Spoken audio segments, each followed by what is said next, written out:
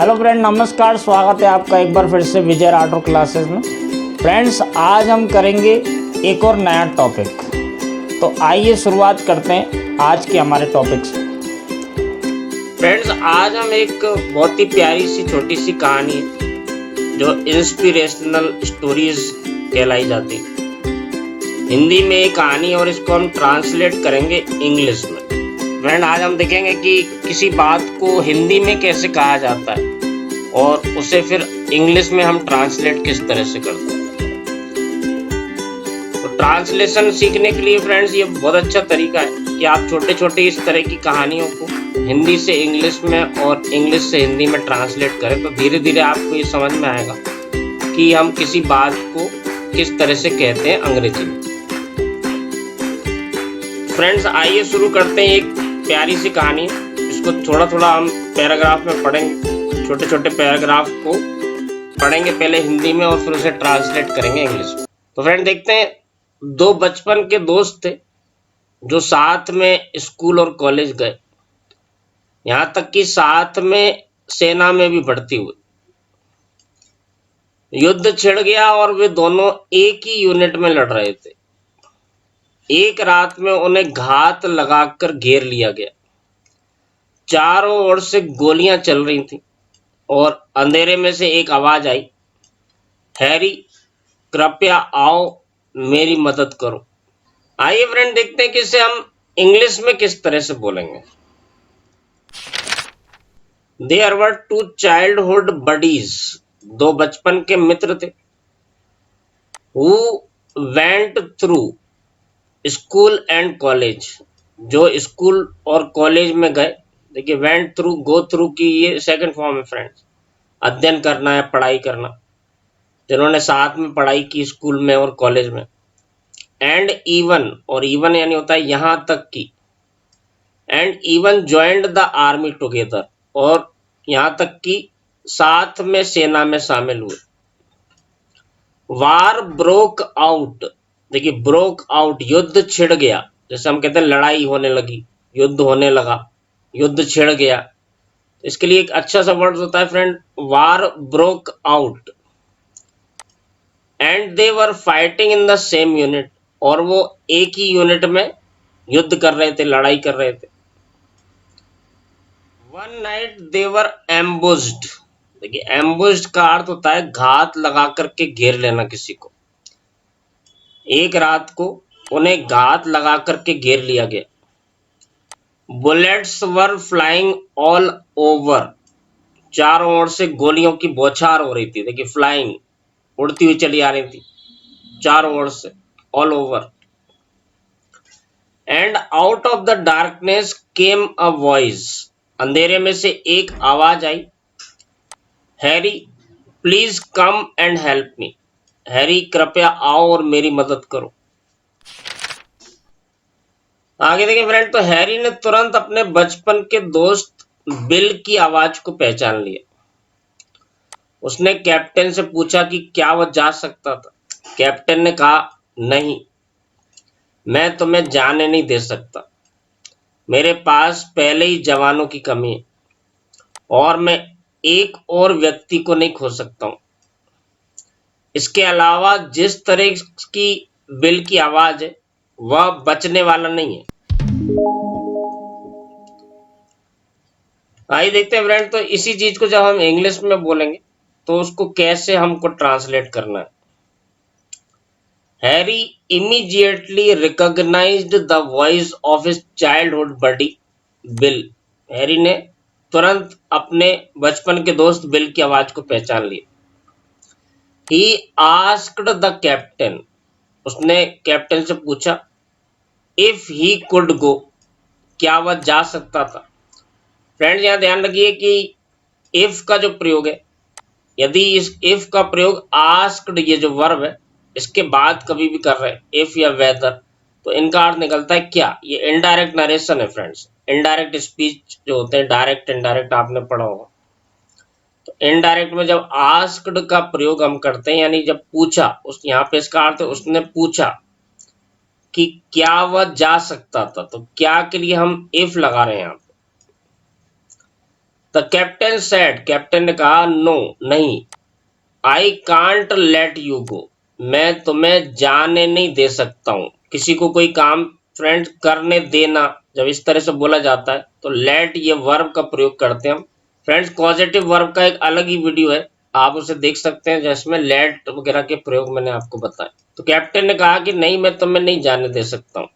I am already short handed, मेरे पास पहले ही जवानों की कमी है। देखिए, जवानों की कमी के लिए हम सिंपल इस तरह से कह सकते हैं, short handed. And I can't afford to lose one more person, और मैं एक और व्यक्ति को नहीं खो सकता हूं। वन मोर पर्सन, एक और। बिसाइड्स, इसके अलावा, द वे बिल साउंड्स, जिस तरह से बिल की आवाज आ रही है, he is not going to make it. अब देखिए फ्रेंड, ये कहने का एक तरीका है। द वे बिल साउंड्स यानी जिस तरह से बिल की आवाज आ रही है, he is not going to make it यानी वो बचने वाला नहीं है। देखिए, गोइंग टू, अबाउट टू का प्रयोग जब इजमार के बात करते हैं तो इसका अर्थ निकलता वाला है। अब यहाँ मेक इट का अर्थ निकल रहा है कि वो बचने वाला नहीं है। जिस तरह से बिल की आवाज आ रही है उससे लगता है कि अब वो बचेगा नहीं। तो देखिए फ्रेंड्स, हिंदी में किसी चीज को कहने का एक अलग तरीका है और अंग्रेजी में कहने का एक अलग तरीका है। ये चीजें जब हम ट्रांसलेट करते हैं तो ये चीजें हमको आराम से सीखने को मिलती हैं। आगे देखते हैं फ्रेंड, तो हैरी चुप हो गया। दोबारा से आवाज आई, हैरी कृपया आओ मेरी मदद करो। हैरी चुपचाप बैठ गया क्योंकि कैप्टन ने पहले मना कर दिया था, लेकिन बार बार आवाज आती रही। हैरी अब और ज्यादा अपने आप को नहीं रोक सका और उसने कैप्टन से कहा, कैप्टन, ये मेरे बचपन का दोस्त है, मुझे मदद के लिए जाना ही पड़ेगा। एक एक लाइन पर आप ध्यान दें फ्रेंड्स कि इसमें हिंदी में हम किस तरह से बोल रहे हैं और फिर उसे इंग्लिश में हम किस तरह से कह रहे हैं। तो आइए देखते हैं इसको इंग्लिश में कैसे बोलेंगे। हैरी केप्ट क्वाइट, हैरी चुपचाप हो गया। अगेन द वॉइस केम, दोबारा से आवाज आई, Harry please come and help me, Harry कृपया आओ और मेरी मदद करो। Harry sat quietly because the captain had refused earlier, Harry चुपचाप बैठा रहा क्योंकि पहले ही मना कर दिया था कैप्टन ने। Again and again the voice came, बार बार वही आवाज आती रही। Harry couldn't contain himself, Harry अपने आप को और ज्यादा नहीं रोक सका, एनी लॉन्गर यानी और ज्यादा। Harry couldn't contain himself any longer यानी हैरी अब और ज्यादा अपने आप को नहीं रोक सका। एंड टोल्ड द कैप्टन, उसने कैप्टन से कहा, captain, this is my childhood buddy, ये मेरे बचपन का मित्र है। I have to go and help, मुझे जाना पड़ेगा और मदद करना पड़ेगा। देखिए, हैज हैव के साथ 2+V1, जब हम मजबूरी की बात करते हैं, कंपलसरी कोई चीज दिखाते हैं तो हैज हैव के बाद 2+V1 का प्रयोग करते हैं फ्रेंड। मुझे जाना ही पड़ेगा और मदद करना ही पड़ेगा। आगे देखें फ्रेंड, तो कैप्टन ने अनिच्छा पूर्वक उसे जाने दिया। हैरी अंधेरे में रेंगते हुए आगे बढ़ा और बिल को खींचकर खंदक में ले आया। खंदक एक छोटी सी एक खाई टाइप से बनाते हैं फ्रेंड, जिसमें सैनिक लोग बैठ करके लड़ते हैं। थोड़ा सा जमीन के नीचे रहता है ये जगह ताकि उनको गोली न लगे, इसे कहते हैं खंदक। उन्होंने देखा कि बिल मर चुका है। अब कैप्टन को गुस्सा आने लगा और वह हैरी पर चिल्लाया होगा। हैरी पर चिल्लाया, क्यों? क्या मैंने तुम्हें नहीं कहा था कि वह नहीं बचने वाला था? वह मर गया है, तुम भी मारे जा सकते थे और मेरे पास जवानों की कमी हो जाती। आइए फ्रेंड देखते हैं कि इसको हम अंग्रेजी में किस तरह से ट्रांसलेट करेंगे। The captain reluctantly let him go, captain ने अनिच्छा पूर्वक, रिलक्टेंटली यानी होता है अनिच्छा पूर्वक, उसको जाने दिया। देखिए, जाने दिया, तो यहाँ लेट का प्रयोग करेंगे, करने देना किसी चीज को। Harry crawled through the darkness, Harry अंधेरे में से होकर के रेंगते हुए गया। And dragged bill back into the trench. Drag यानी होता है घसीटना, खींचना, घसीट कर लाना, और वो बिल को घसीटते हुए वापस ले आया इनटू द ट्रेंच, खंदक में। They found that bill was dead, उन्होंने देखा कि बिल मर चुका था। Now the captain got angry, अब कैप्टन को गुस्सा आने लगा। एंड साउटेड एट हैरी, और वो हैरी पर चिल्लाने लगा। Didn't I tell you he was not going to make it, क्या मैंने तुमसे नहीं कहा था कि वह नहीं बचने वाला है। ही इज डेड, वह मर चुका है। You could have been killed, तुम भी मारे जा सकते थे। And I could have become short handed, और मेरे पास जवानों की कमी हो जाती। आगे देखते फ्रेंड, तुमने गलती की। हैरी ने जवाब दिया, कैप्टन मैंने सही किया।